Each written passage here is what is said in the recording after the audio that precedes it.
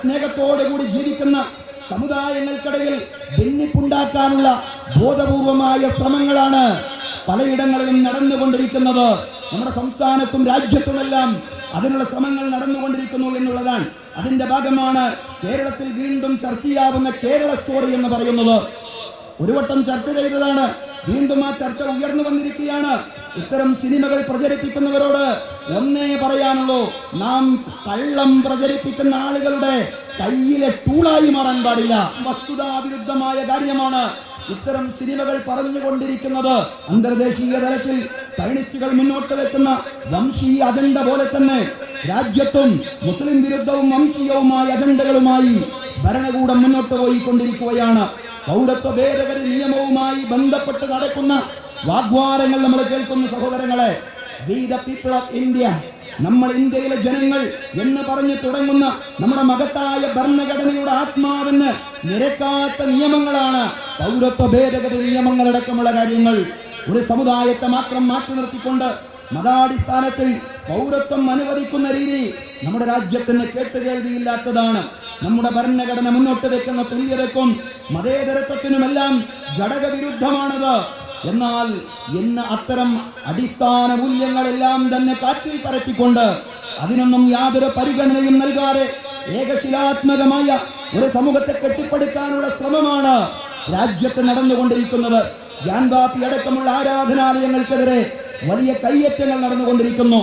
രാജ്യത്തിന്റെ ബഹുസ്വരത തകർക്കാനുള്ള ശ്രമങ്ങൾക്കെതിരെ മതജാതി വ്യത്യാസങ്ങളില്ലാതെ ഒറ്റക്കെട്ടായി നിൽക്കുവാൻ നമുക്ക് സാധ്യമാവണം. ഒരു പാർലമെന്റ് തെരഞ്ഞെടുപ്പിലേക്ക് കൂടി നാം നീങ്ങിക്കൊണ്ടിരിക്കുകയാണ് സഹോദരങ്ങളെ, സഹോദരിമാരെ. ബഹുസ്വരതയെ ഉൾക്കൊള്ളുന്ന മതനിരപേക്ഷത ഉയർത്തിപ്പിടിക്കുന്ന ഒരു മതേതര സർക്കാർ രൂപപ്പെടുന്നതിന് വേണ്ടിയാവണം നാം നമ്മുടെ സമ്മതിദാനാവകാശം വിനിയോഗിക്കേണ്ടത്. അതിനുവേണ്ടിയുള്ള പ്രാർത്ഥനകളും പ്രവർത്തനങ്ങളും കൂടി വിശ്വാസികളെന്ന നിലയിലും നമ്മുടെ എല്ലാവരുടെയും ഭാഗത്തു നിന്നുണ്ടാവണം. അല്ലാഹു അക്ബർ, അല്ലാഹു അക്ബർ, ലാ ഇലാഹ ഇല്ലല്ലാഹു, അല്ലാഹു അക്ബർ, അല്ലാഹു അക്ബർ വലില്ലാഹിൽ ഹംദ്. മതനിരപേക്ഷത പോലെ തന്നെ പ്രധാനമാണ് നീതി എന്ന് പറയുന്നത്. അല്ലാഹു പറയുന്നതും നീതിക്ക് വേണ്ടി നിലനിൽക്കാനാണ്.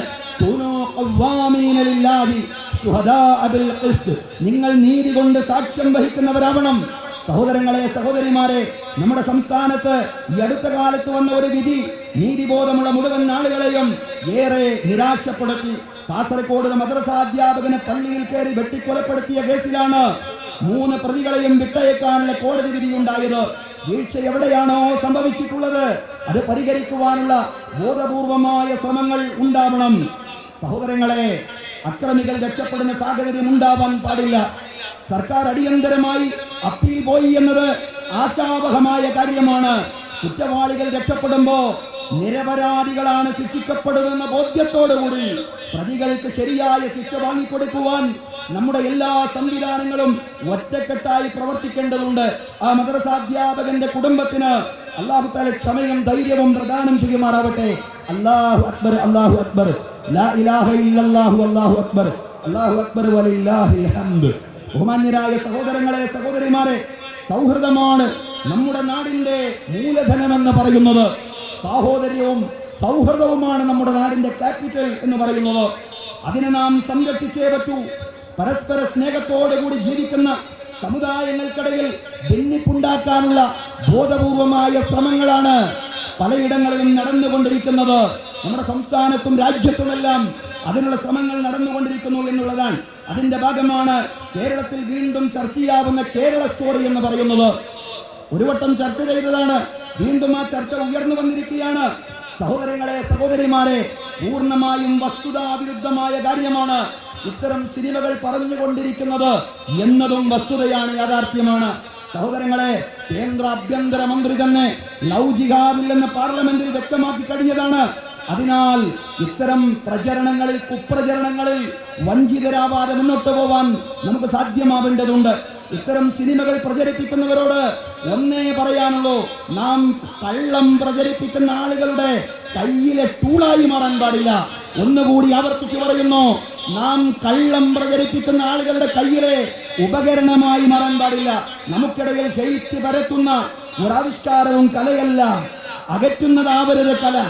പരസ്പരം മടുപ്പിക്കുന്നതും പരസ്പരം സൗഹൃദത്തോടുകൂടി ജീവിക്കുവാൻ പ്രേരിപ്പിക്കുന്നതുമാവണം കല എന്ന് ആ വിഷയവുമായി ബന്ധപ്പെട്ട് പറയാനുള്ളൂ. അല്ലാഹു അക്ബർ, അല്ലാഹു അക്ബർ, ലാ ഇലാഹ ഇല്ലല്ലാഹു, അല്ലാഹു അക്ബർ, അല്ലാഹു അക്ബർ വലില്ലാഹിൽ ഹംദ്. ബഹുമാന്യരായ സഹോദരങ്ങളെ, സഹോദരിമാരെ, സമൂഹത്തിൽ സ്നേഹം ദാനം ചെയ്തുകൊണ്ട് സ്വർഗം നേടുക എന്നത് തന്നെയാണ് പെരുന്നാളിന്റെ ഏറ്റവും വലിയ സന്ദേശം എന്ന് പറയുന്നത്.